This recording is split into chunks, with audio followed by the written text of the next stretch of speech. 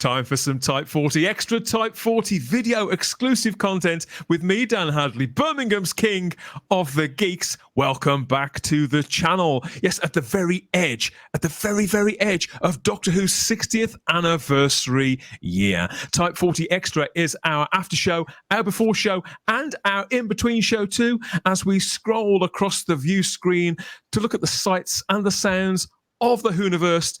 Whether they're fixed or not so fixed points, we cover it all here on Type 40 Extra. Please like the video now, subscribe to the channel if you haven't already, check you're still subscribed, and hit the cloister bell to get all the notifications about what we're doing next and when we're doing it, when 2024 kicks into gear. Heaven knows what's coming and when. Well, I know, sort of, a little bit. Bits and bobs. I certainly know who's coming. I know who's coming next because we do have, somebody calling. We've got some callers on the line. Who is it this time? Well, I'm happy to welcome to Type 40 Extra. They're a pair of long-standing Doctor Who fan film makers. I've got Mark Bray and Tom Skinner here from the YouTube channel MB and Homeland. Welcome to the show, gentlemen, and Merry Christmas. Merry Christmas. Thank you for having us, Daniel. Hello. Yeah.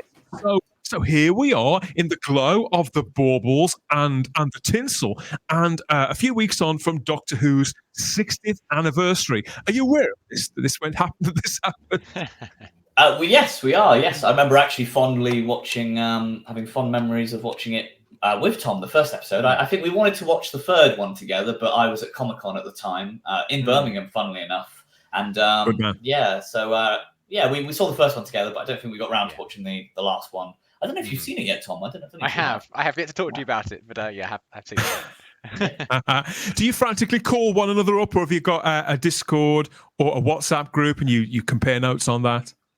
Well, it does remind me of when we were kids. Doctor Who would air because we lived together, next door to each other. So Doctor Who would air, BBC One, 7 p.m, and then about 8 o'clock we would meet in the lane. It was like a private road that we grew up on, and we'd go through and go, wasn't this a great episode? Wasn't that great? Always thinking of different ideas and that lot. Yeah. But Tom and me sadly live, I don't want to say miles away from each other, but a good distance that we very rarely get the chance to actually sit down and watch. To each other's house after every Saturday. No. Well, we can try, but give me a couple of days. But clearly, you're very, very old friends. Oh yes. Yes. Yeah. I don't know a time without Tom. No. And you've come together as MB and Homeland. So I gather, Mark, you're the MB. Would that be right? Sort of. Yes. Let's be honest. I always, when I was a kid and I came up with the name, I called it Mark Bray because MB, made sense. But then as I became an adult, I was like, wow, that's quite up yourself, isn't it? Maybe we change it so people don't think that. So I changed it to like motion or board or storyboard or something that was along those lines. But it's basically just Mark Bray, and the Homeland part is associating with Tom Skinner. That's we right. Just merged it together. Yeah. Yeah. So my house was called Homeland, like me and Mark lived in the same street, immediate next door neighbours to each other, and so we were friends and made some fan films for a couple of years before we said, hey, let's make a name for ourselves, and then we just that's true. merged attributes of both of us together to form the name. I have to say, guys, this is all very wholesome and touching. Thank you. Yeah. Yeah. Because we talk about this a lot on our show, and so does the Doctor Who community generally, don't we? About how this show does tend to bring people together, and more often than not, yes, to bond over the same material, but to air differences as well, and to compare headcanon too, particularly since people like Stephen Moffat have insisted on sometimes giving us these fantasy stories with our favourite characters, but sometimes sort of skipping over the little details of the plot and leaving us to fill the holes together. That's part of the fun of being a Doctor Who fan, isn't it? And I would imagine that's a lot of the challenge of deciding that you would wish to make Doctor Who fan films. Now, a little while ago, I spoke to a couple of fan filmmakers, and they've been at it for around 10 years. And I was really impressed with this. And I said, oh, wow, this must be the longest running Doctor Who fan film series out there. And then you got in touch. Turns out it's nowhere near, is it? So how long have you been making Doctor Who fan films over at MB and Homeland? I think there are some out there who I know one guy, I can't remember his name off the top of my head, but he's been doing it since the 90s. So I don't know if we have the top spot, but some people are proper OG fans. But we never know the exact day. I tried to work it out by looking at old files, but you're talking about August 2006. We started making these fan films, and it was right after your birthday, if I'm correct, Tom. That's right. Yeah, I got it was my 13th birthday, and I got my first digital camera, little kind of compact thing, and wow, I can make films and splice them together. And at this point, both me and Mark, we both were into acting and dressing up and having fun together in that way. Yeah. We both like Doctor Who, and we thought, let's make our own Doctor Who episode. And I think we made it in a day. We roped our siblings in, and we just cobbled something together. But we had so much fun, and then it kind of just grew from there. Let's get more friends involved, and let's up the quality somewhat. And it hasn't been continuous all the time, but it's been on and off for 17 years or whatever. Yeah. Oh God. A creative learning curve that you've been on. Obviously, both of you and the people you associate with will come to them in a little while. But you've had your own way of marking, haven't you? Doctor Who's broader 60th anniversary, and your YouTube channel has got this fabulous artwork. Oh, thank you. I think I reckon. Is that you there? I think I'm somewhere in there. I think we might be there several other times. I'm somewhere near the 6-0. In fact, I think Tom's next to me, but you can probably try and find Tom 5 or 6 times, and me probably 7 or 8. But yeah, a lot of fun. Yeah, it does all look. Sorry. Well, it all looks tremendous fun, Tom. I mean, that's the upshot of it, isn't it? Absolutely. And my what I contribute most, or have contributed most to our productions over the years, has been the acting and some of the writing. But so I've loved being characters, and the reason there's so many of me out there is because I'll do that role. And in the first few years, it was just the same 5-6 people that's been recycled. Yeah, I think Mark's sensibly got to points no, we need some fresh faces, and so I haven't been on it for. Are you a bit of a You're a bit of a Dennis Waterman there, Tom. Would you sing the theme tune if you had half the chance?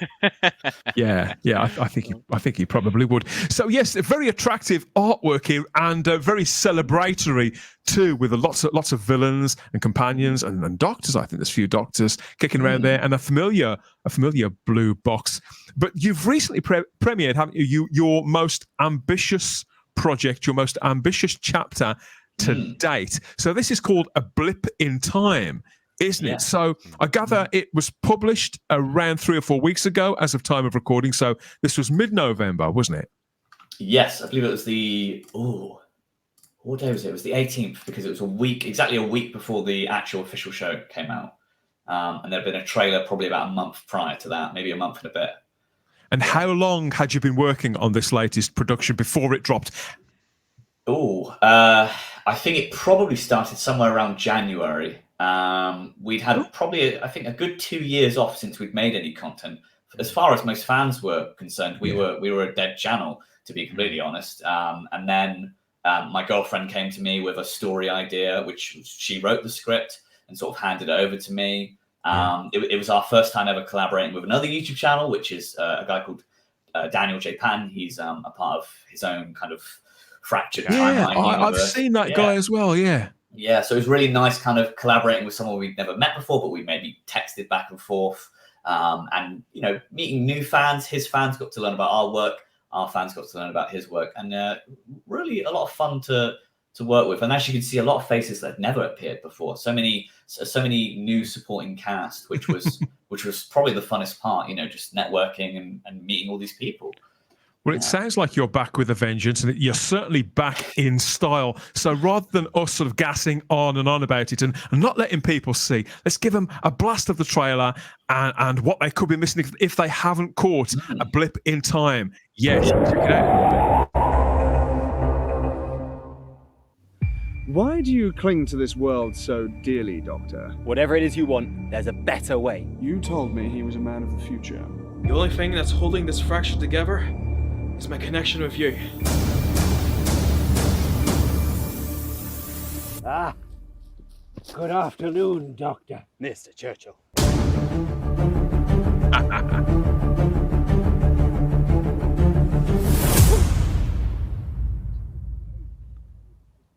don't forget to subscribe to the MB and Homeland channel. You heard him. I wouldn't argue with him, Tom. No, that's a good nod, obviously, to the traditional end bit of most Doctor Who YouTube videos is don't forget to subscribe.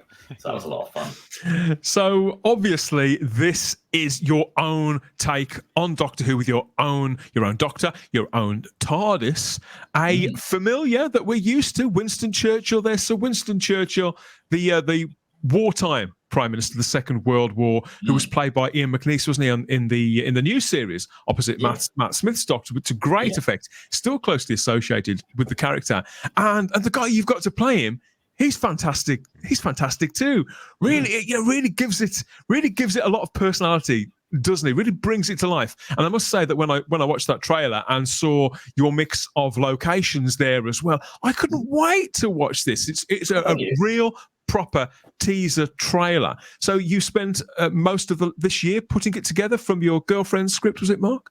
Yes. So we probably spent, I won't lie, probably about 9 months just planning it, and then 4 days filming, done over the course of about 3 weeks, and then probably a month and a half editing, and just like that, it was out, and it's probably the nicest project we've made, in the sense that we've done series in the past, or we've done really long film versions, and there's so many things happening all at once. And 1 week you're filming episode 4, and then you're filming episode 1, and it's like, what's happening? So and when oh no. when we were in discussion about, shall we have a comeback? Should we bring something out? And I think both our heads were like, it's a lot of effort. Life's moved on. We're busier now, and we said, well, if we're gonna do something, let's make it short, but really high quality. Let's make it the best quality thing we've made. But short and snappy. So no series 7 or anything. But just as of yet, at least. But and people. The only criticism I've had is people say they wish it was longer, which I guess is the best response you can get. It's like people want more.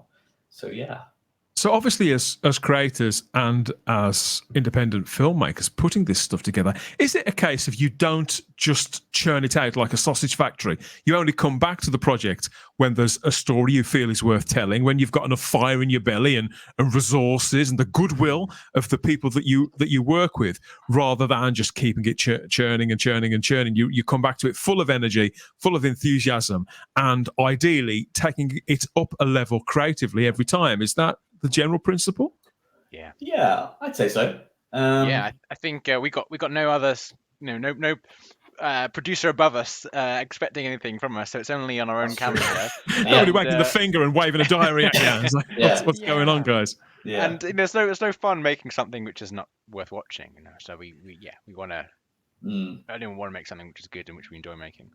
So we've established that you guys have known each other since you were children. You used to live next door to one another, and this project, this channel, this series has been in existence now for a decade and a half. That's quite an achievement in itself, really. Never mind the lifelong friendship that you guys have clearly got. What's the collaborative process like between you now, sincerely? Because obviously you don't live next door to one another anymore, as you've said.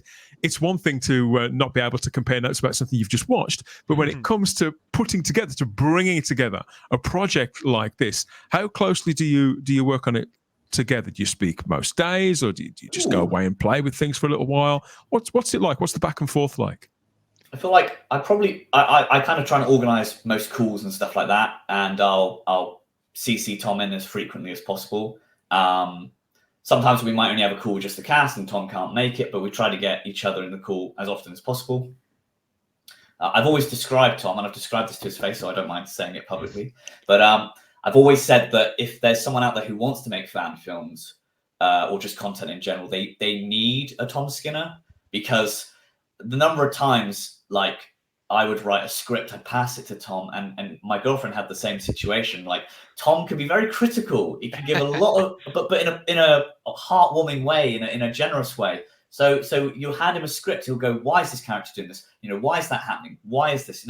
Sometimes I might throw in a reference to Doctor Who for the sake of throwing it in, and Tom might go, why is it in there? And it's like, well, I'm doing a bit of fan service. It's like, well, if it doesn't matter, if it's not relevant, and the reason I say that is because if I hadn't had Tom, I would have just written some utter terrible stories over the years. Or well, also, Mark. I mean, you are in a bit of a spot, aren't you? With your other half has written this. You can't say, "Darling." That's yes, that doesn't work.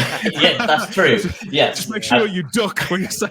Yeah, no, that's very true. I think I've been very careful because this is the first time she's ever been included in the script, and it's always been because of reasons like that. It's because I'm obviously going to say it's great and fantastic and brilliant, but I actually need others who aren't in the same room to have plates thrown at them that they can say and give feedback. But more to the point, though, I'm being a little cheeky there. No, I know. Things like that are created in a really intense bubble, aren't they? But when you think of a story, and I've been in similar situations myself. Any creative project you put together, you know why every constituent part is there, but sometimes some of the connective tissue might have been removed in a draft or whatever. So a fresh pair of eyes, fresh mind, and particularly if you're slightly differently minded, maybe you've got a different learning style, or you come from a different professional background, who can just sort of tune in to something different, because somebody out there in the audience will absolutely, if you're broadcasting this, putting this out there as available, as streamable to thousands, tens of thousands, hundreds of thousands, millions of people potentially, you've got to sort of cover as many bases as you can, haven't you? So everybody pulls together, everybody kind of trusts one another, and has faith that you all want the very best for the project. Tom? Yeah, I guess so. And I guess implied in Mark's answer there is that he's the showrunner, and has been for many years. So when we begun, it was maybe I had more of the initiative. It was my camera and whatever. And then several years in, life got busier for me, and Mark's ended up, as you might know, he's done film production at university, and so it's very much he's an expert at this, and I'm just a keen bean who's had some experience and now advisory role, and so I want to thank Mark for his encouraging words to me, but also we wouldn't be anywhere where we are now if it wasn't for Mark's brilliant organisation, drive, creativity, and just great fun to work with. God bless you, Tom. How do you go about motivating people to get involved in something like this, in your vision for a story collectively? So say the three of you, yourself and your partner Mark, and you Tom, you've got this thing, but to attract people with other skills and to give of their free time, that's another feat in itself, isn't it? So how do you manage that? How many people have been involved in just a Blip in Time itself this year? Yeah, so I think it had a crew, including cast, of probably around 10 to 12 people. We've done series in the past that have had anywhere to 40 to 50 or so. But this one was very much kind of, we wanted to see what we could do high quality wise, but just also on a very small crew, because when you have 40 to 50 people, sometimes you don't need 7 people filming. You can just have maybe 2 or 3, and it gets a bit overcrowded. So having kind of a nice, tight kind of crew was quite essential. As I said earlier, we'd been out of making anything for about 2 years. So a lot of the people who had been apart had either finished uni with me, graduated, they'd gone back home, they'd gone off to start their own careers, their own lives. And it was kind of getting the people that were still local, or people who were still relatively within the same area of each other. And I remember just our cinematographer, for example, who was the other Tom Ford, I went for a walk with him just to picture. I just sort of went to a nice quiet place, a place we'd walked before. This lovely place in Bath called the Two Tunnels. It used to be this old, is it railway place it was, Tom, I think? Yeah. And we just went for a nice walk, and I just sort of said to him, look, because he's a massive World War II fan, I was like, we've got this Winston Churchill story for Doctor Who, and it really took him some convincing, others more, less, others, and so on. But yeah, just sort of, that was kind of the mindset I went in with the crew. Our actor for the Doctor has always been, if you need me, just grab me. He's down to appear anytime, any place. He's fantastic. Yeah, and I think this is his best performance. When it came to cast, they are all, minus Callum, they're all external people. They're all people we reached out for, we hired, we went through casting calls, we sent out auditions, and so they joined being external. But yeah, how we convinced them to join, God knows. But generally, our approach to getting people involved is I think, they have their own keenness in making films themselves. So lots of the people in the past have been amateur filmmakers, or in studying film production, or just close friends, and I think we have a lot of fun doing it. I think particularly with Mark's sense of humor and his own organization, and how he can balance efficiency and humor together, makes it very enjoyable to be around. So I always, there's a filming date coming up, can't wait, because I know it's gonna be great fun. And so that kind of that way of making it a day to remember is a way you kind of get people to stay around. And I'm too young for this, but in a few years I don't know, I don't feel like I can teach how I get people enthusiastic about it. Like I have a friend, I won't name him, but he's just been working on a short film, and he's dead serious. I was a producer for him for a short film we made, and he was kind of the serious one. I could be the kind of one that brought up the mood a little, but he had this serious production, and sadly most of the crew sort of bit by bit were like, oh, I'm busy that week, I can't help that week, and it slowly kind of fell off. I don't know what to say or how to. I don't think I could teach it. I don't know what to say, but it's kind of just knowing that people are here helping your idea, your project. This is, as much of a team project as it is, and I try to encourage people that this is a group effort, but they're also taking the time out of their day to help you. So it's very much kind of like, okay, let's really kind of get the mood going, get them in the spirit of things. And food. Sometimes you provide food for us, and that's and sometimes food. I forget about food a lot. Forget anybody to eat. It very much comes across when you watch it. I mean, full disclosure, I've never heard of your channel, never seen any of your content before this, and what struck me about this fan film is how fit for purpose it is, how lean and disciplined the storytelling is, how great it looks, and the strength of the performances.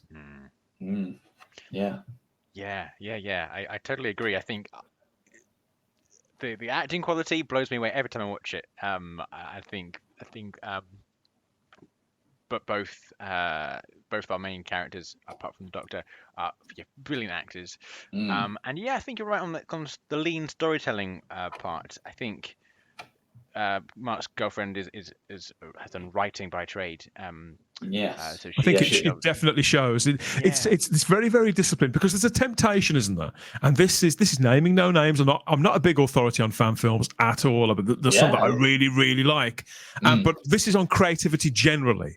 When one is involved in a project, particularly tapping into something which we personally enjoy, there's always that temptation to maybe overdo it a little bit, to having so much fun. Well, we're going to make something that's going to be 10 minutes, but we're having a lot of fun, so let's make it half an hour.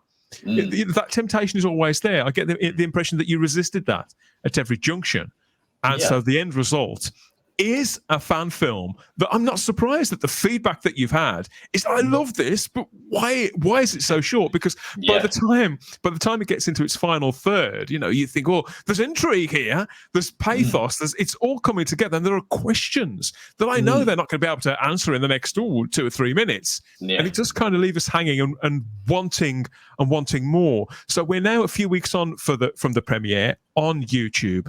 How is it done? Has it met your expectations? And what sort of feedback have you had? What other feedback? Yeah, of course. So in relation to other videos we've released, it's done pretty much the same, which you can see as a good thing or a disappointment. Or I know when I spoke to my uncle, who, like Tom, has acted many times as many monsters, as many characters. I think he likes to brag about the number of times he's been killed on screen. I think my father's the same. And for him, like I said, we hadn't made content for 2 years. For him, the last time we were filming, it was with him and my friends, and it was kind of amateur. And then I went off to uni, and then this happened, and he was just in awe. He was absolutely blown away by working with these professional actors. Some of these actors have been in films, TV shows, and it was like, this is a really professional set. Our cinematographers learned so much, and these shots are just blowing people away. The script's done by, like Tom mentioned, Gigi, who's a creative writing master's graduate. And so it was very much like he was absolutely stunned by it. So grateful to be a part of it. He's a massive writer himself, massive bookworm. And I won't lie, most of the scripts we've written, he's always criticized them. But with this, he was like, he loves it. And when he had the kind of tick of approval, I was like, okay, we're on to something. This is something serious. But you said for him, he particularly was disappointed that he He felt was like sad. it deserved Yeah. more Yeah. praise compared to I think- what's happened before for us. Yeah, I think constructive feedback then, rather than being showered with praise. Yeah, I won't lie.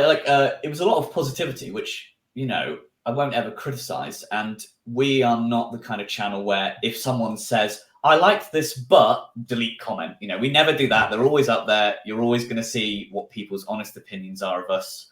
We might remove a comment if it's That does you credit. Yeah. We might remove a comment obviously if it's offensive in any way or manner. But normal ones just stay up completely fine. With fan films, especially this one, there's a lot of money involved, locations, as you mentioned, actors, as you mentioned, just taking times out of our day where we're not working.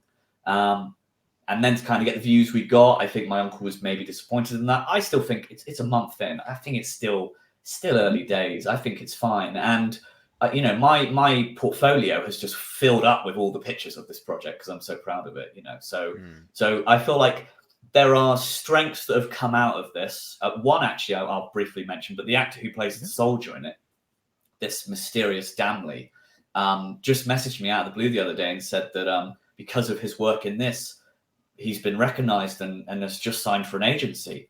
So it's like, oh my God, this is fantastic. This actor who never knew us 6 months ago came in, joined, appeared, and is now got an agent and is in appearing and stuff. So that kind of was a nicer feeling than the views. Maybe the views don't matter. Maybe if you had 10,000 views, it doesn't matter. But it's like this actor who wasn't well known is now starting off his career, and that's because of us. So I feel more a real result rather than a vanity number.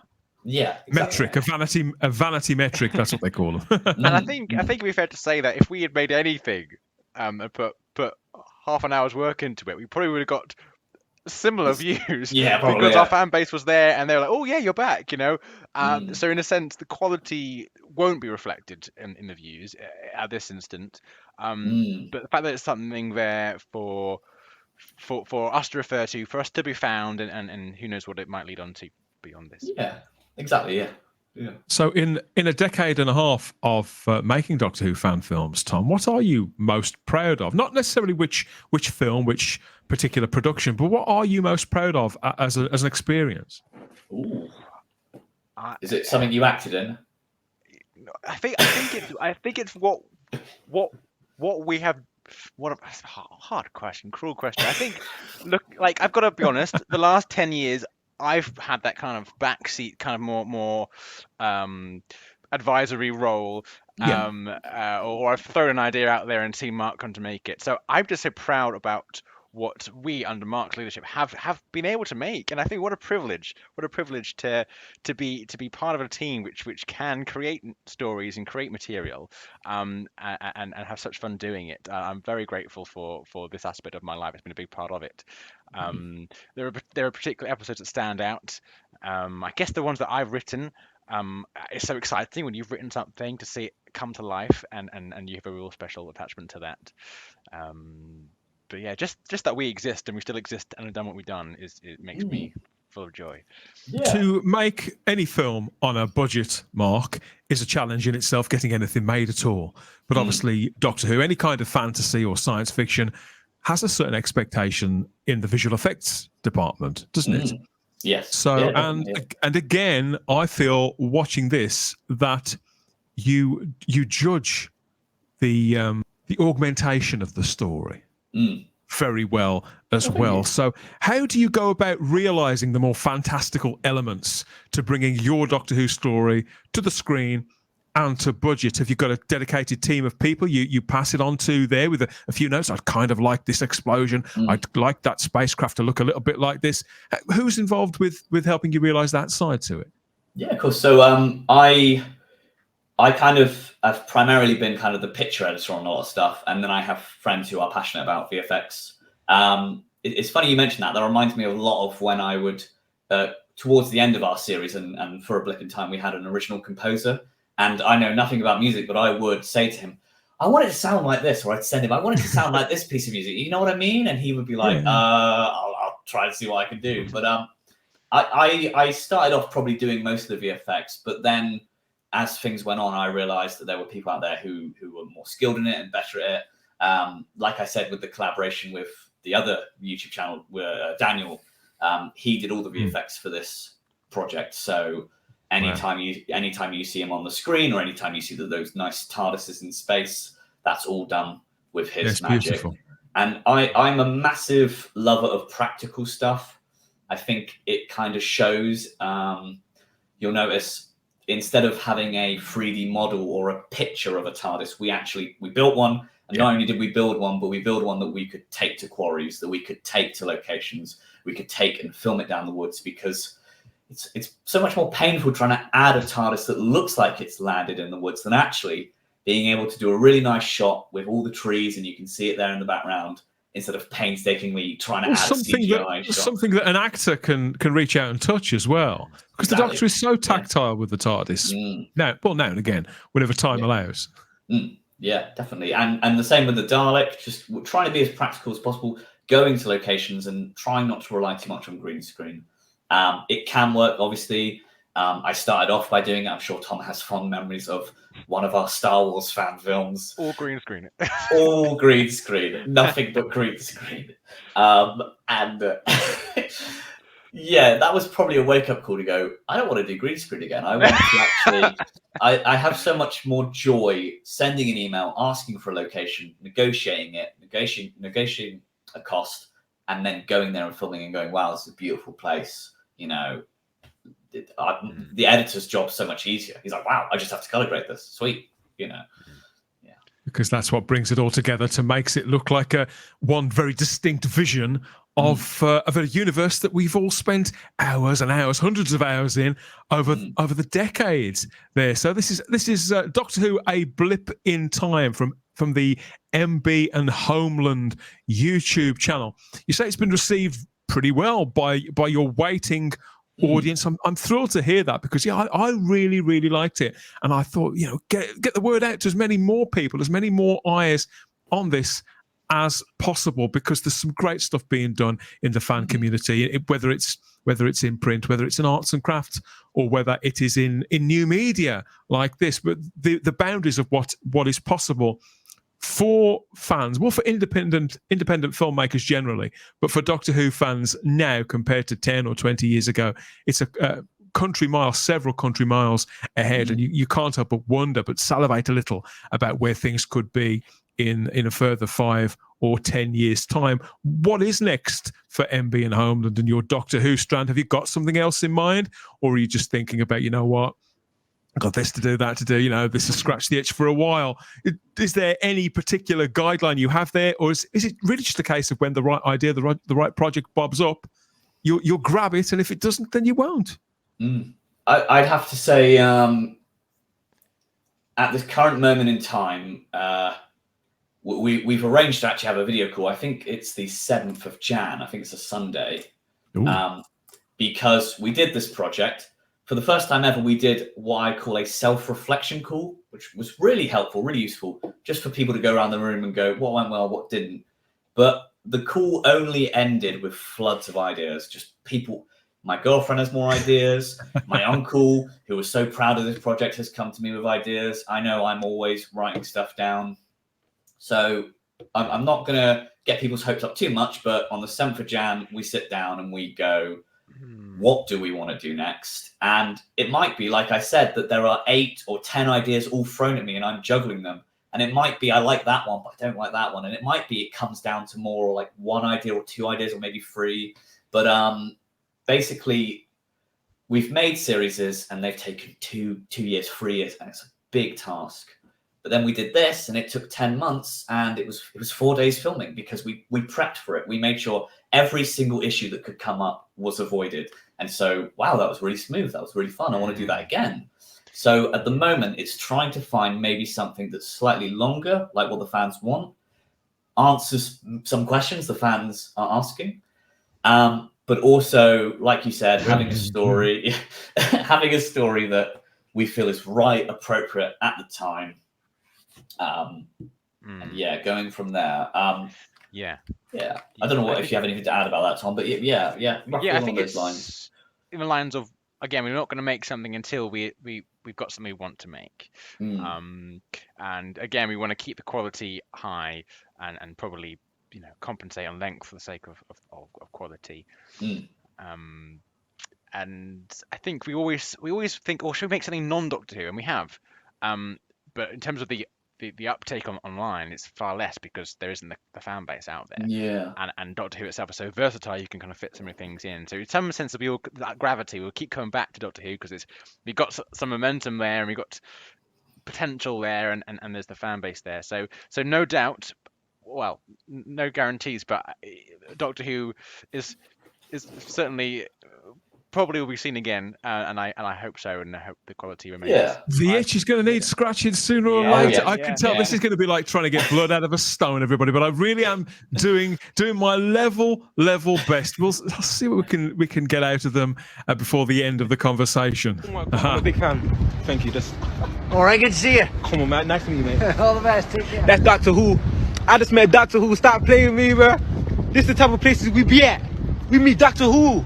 What are you doing?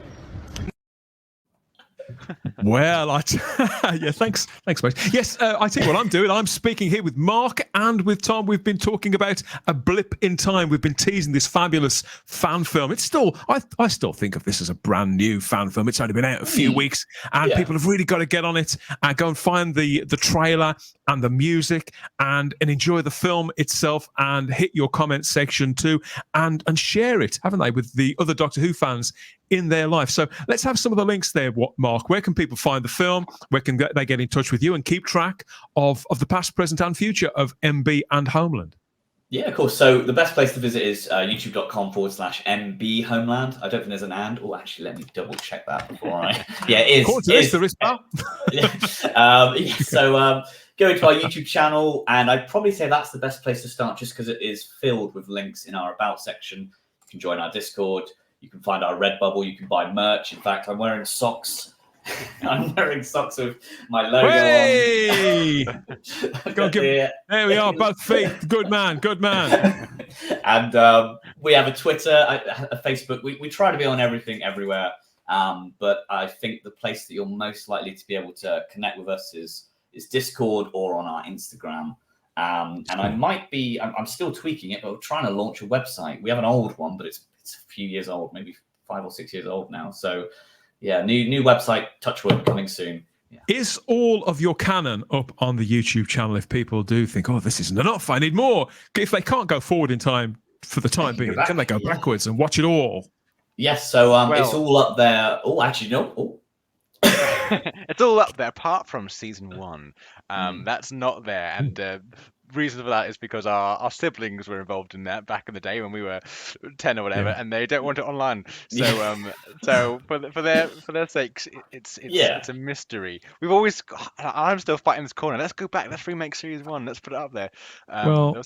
All the best TV shows have missing episodes, guys. Exactly. I wouldn't necessarily grieve too much over that. I think my relatives would probably be exactly the same. Looking back at some of the things that I used to rope them into. Yeah.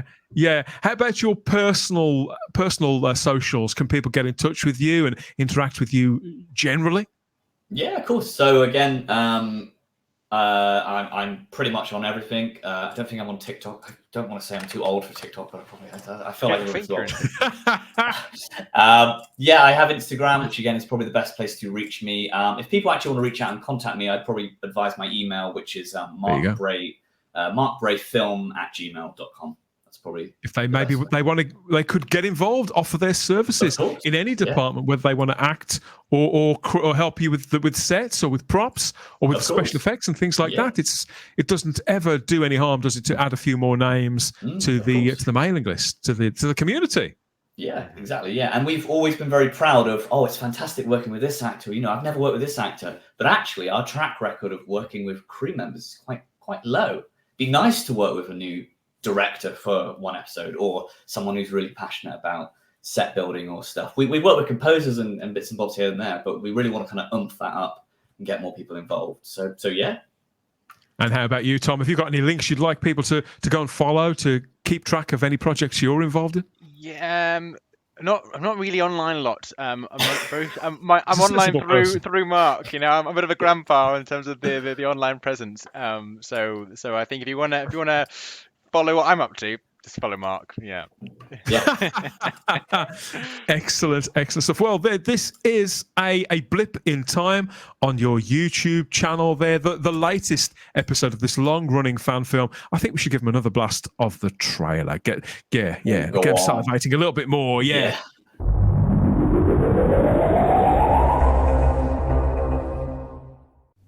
Why do you cling to this world so dearly, Doctor? Whatever it is you want, there's a better way. You told me he was a man of the future. The only thing that's holding this fracture together is my connection with you. Ah, good afternoon, Doctor. Mr. Churchill.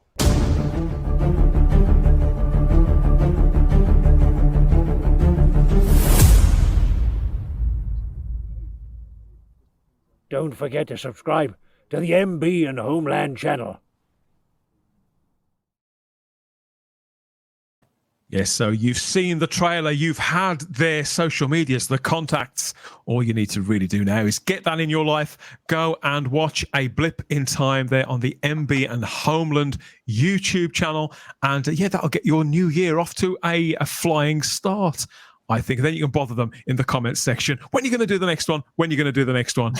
Mark, Tom, thank you so much for getting in touch, really, and for your company, for telling me more about this project, because, I love it. I think it's a real achievement, and I'm certainly going to be sharing the film and sharing this video to get the word out, to do my bit, to get the word out about your fabulous fan films. I can't wait to see what happens next, basically, Tom. That's where it is with me. Thank you. And if you want more Type 40 in your life, you can reach out to us there on social media, Instagram and X, at Type 40 Doctor Who, or you can email us, type40doctorwho@outlook.com. There's the Type 40 Facebook group too. Of course there is. That's loaded up with regenerations worth upon regeneration worth of Doctor Who fans there.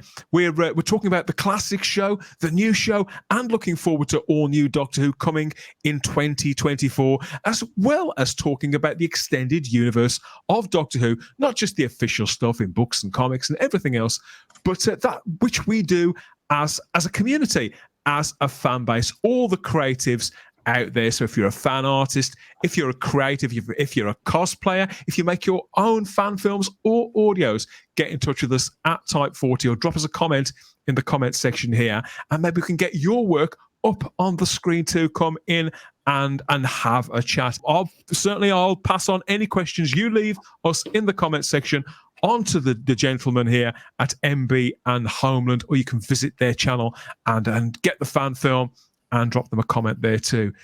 Okay, that's it for this one. We always have the time if you have the space here at Type 40. We'll see you next time.